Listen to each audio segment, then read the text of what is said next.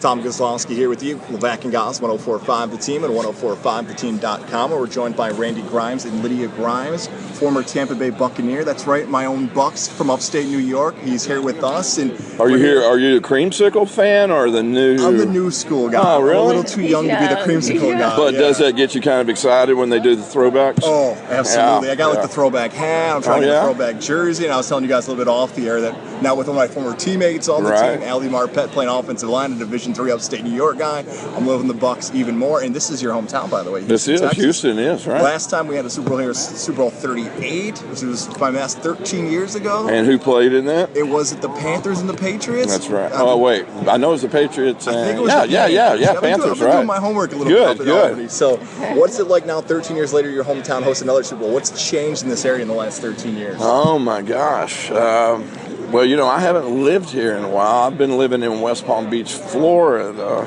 which is pretty nice too. But the Houston area has changed a lot, especially downtown. I mean, where is downtown? I mean, it's just everywhere.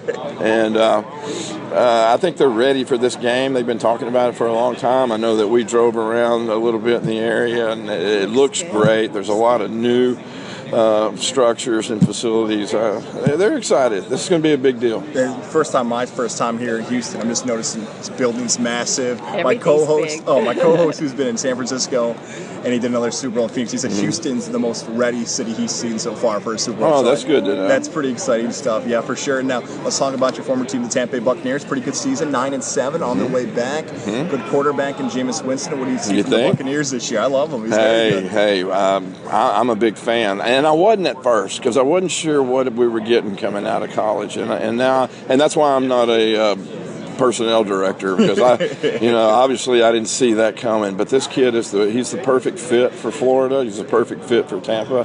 He's perfect fit for that team, and I see the players rallying around him, and that's important.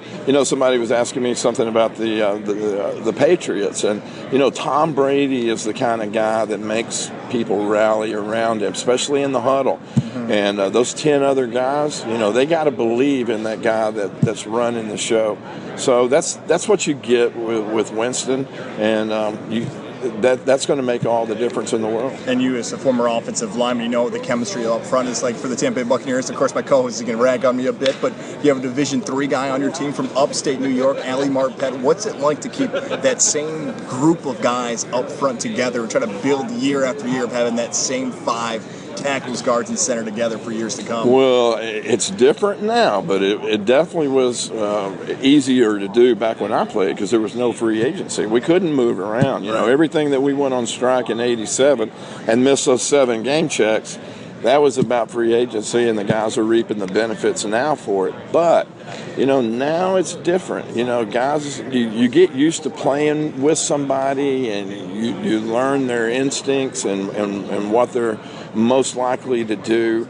You just get comfortable, and you hope that you can keep that cohesion together for a while. But you got injury to worry about, you got free agency to worry about, and it's tough to keep a group together. Randy and Lydia Grimes joining us here on 104.5 The Team and 104.5theteam.com. Before we talk about some of the causes you guys are working with off the field in your post-playing career, we talked a little bit before the interview. You guys have had a little bit of upstate New York connection, a little central New York connection, some Skaneateles, some Auburn. Tell us a little bit about that. You want to tell them that? We were just telling the story.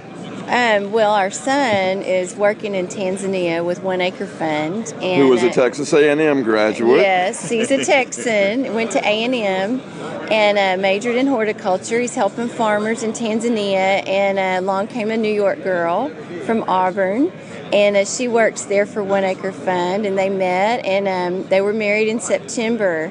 And so we had a wedding in Skaneateles. It was gorgeous, and just loved upstate New York in the fall. It was just beautiful. And give a shout out to my new best friend, my son's mother-in-law is Nancy Ranieri, and she works at Sherwood Inn. Look It's at that. gorgeous. He runs yeah, a Sherwood Inn, yeah. The Skinny Alex Lakers were my old rival back in high school, so I enjoyed that area a lot more when my high school was winning against Skinny Alex. But still, no matter what, especially this summer, it's an absolutely beautiful area up in upstate New York. It is Tell us a little bit about the stuff you guys are working with now, recovery and addiction, and overcoming that. Well, and this is the 8th year, the 8th Super Bowl in a row that I've been coming to, because I work for an organization in West Palm Beach, Florida, called Behavioral Health of the Palm Beaches, and we are a dual diagnosis substance abuse treatment facility. But I also work with the NFL Player Care Foundation, the NFL Alumni Association, and the NFL Players Association, and also some other alumni